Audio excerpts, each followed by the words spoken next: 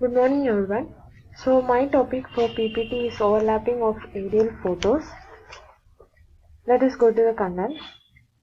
So contents involve introduction, overlay and the types, flight planning, need for overlap and references.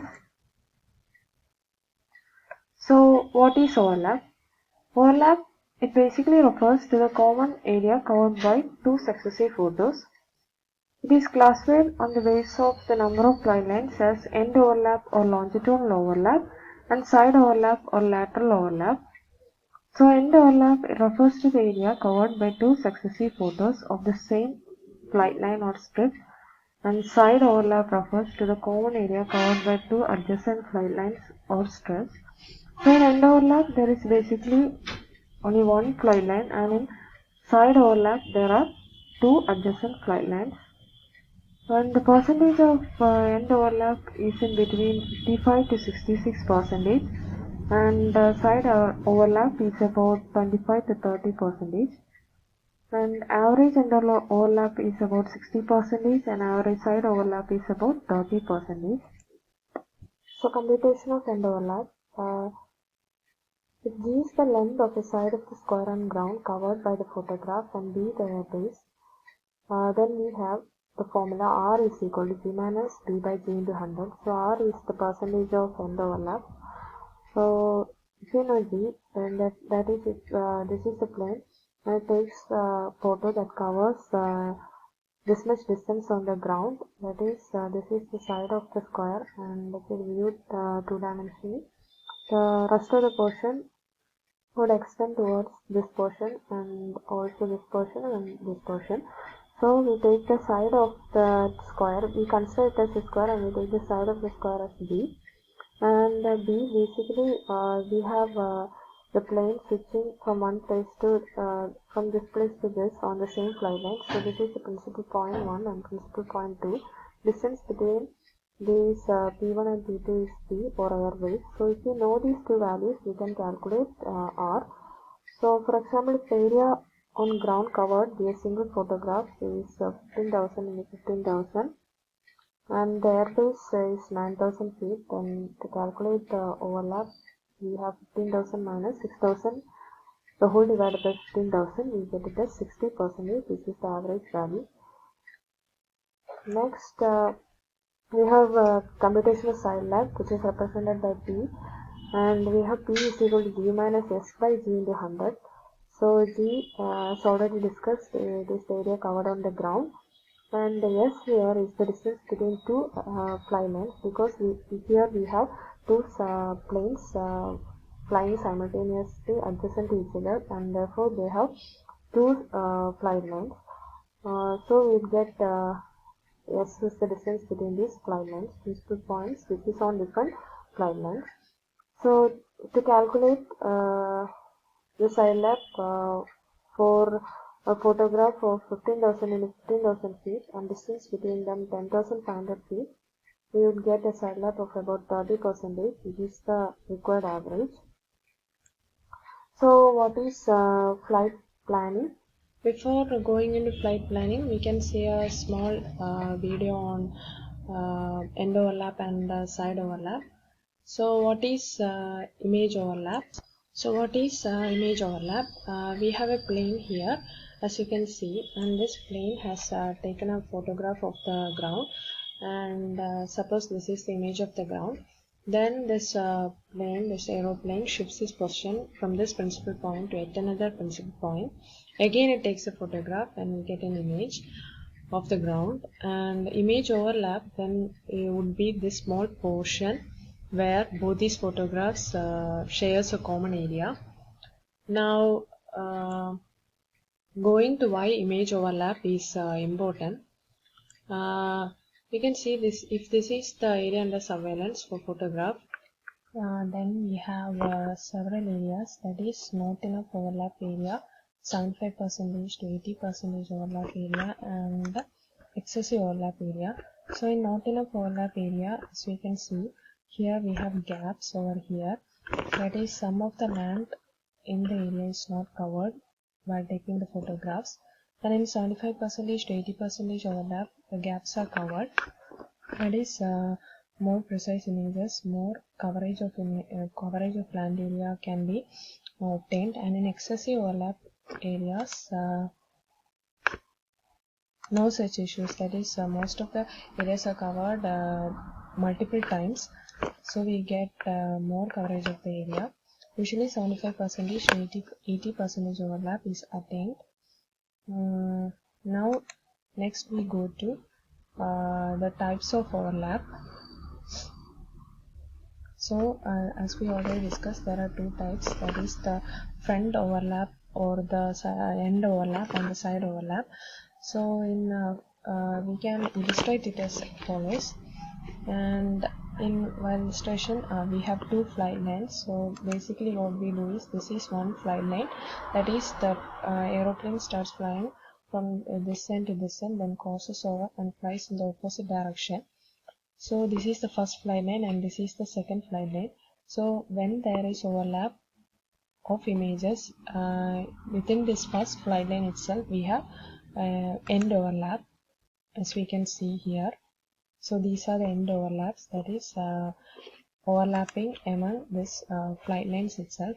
And as the plane crosses over, we have it goes into the second flight line, and we have side overlaps, that is between these two flight lines there are overlaps, the images have overlaps, and so we term them as side overlaps.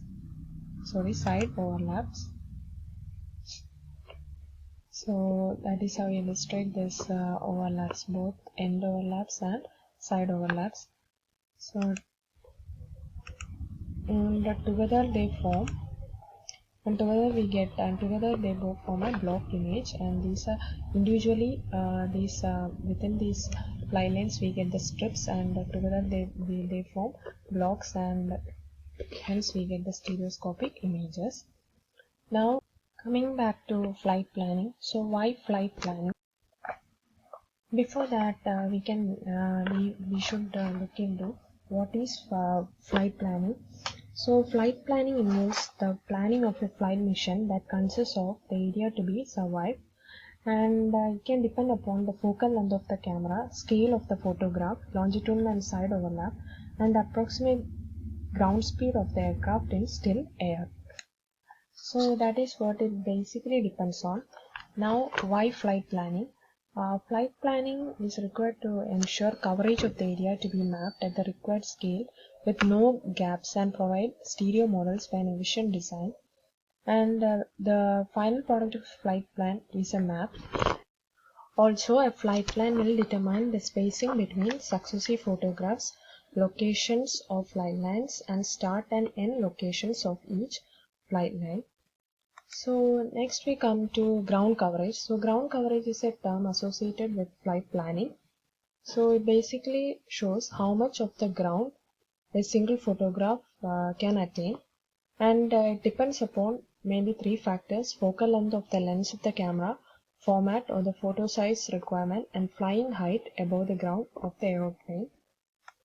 So to increase ground coverage, we can either increase the flying height, decrease the focal length, or increase the size of the photograph. So in this photograph, that is figure A represents the focal length, that is dependency of ground coverage on focal length. Here we can see that as we decrease the focal length from f2 to f1, the ground coverage had increased, and flying height, which is represented by figure B, we see that when we increase the height from h1 to h2, the ground coverage increases. Then figure C deals with the format size, that is, as the length of the photograph is more, that means more ground coverage has been attained. So basically ground coverage depends on these three aspects. Now moving on to strip and block. As we already discussed, the stereo pairs taken at the same flight line makes a strip. It's a strip, that is here we have flight line and there's this aeroplane. So within this strip itself there is end overlap. So end overlaps come within a single strip, so they basically make the strips, and more than one strip makes a block. So if this is strip 2, and if we draw corresponding flight line over here in the air, we can see that This is the area covered by the second fly line, and there are overlaps between this fly line and this fly line, that is side lap. That is side lap. So when side lap and end lap overlaps, we get a block. So overlap, that is end lap, is needed to provide stereoscopic coverage, while the side lap is needed to ensure that no gaps exist between photographs. Now, finally, the need for overlap.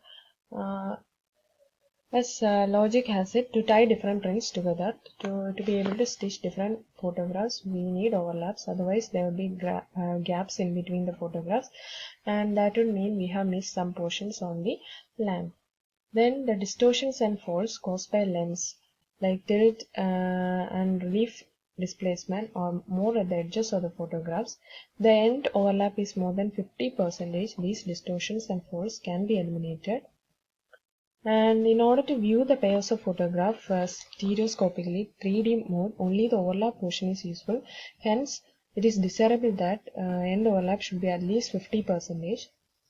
And the possible gaps that can arise due to the incapability to maintain straight and parallel fly lines can be avoided by having side laps.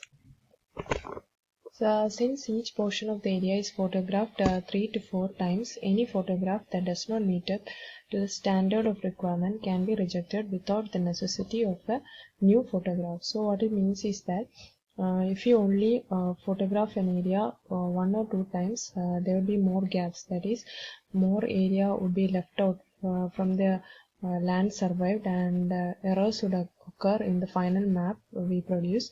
So in order to avoid that, we map an area 3 to 4 times.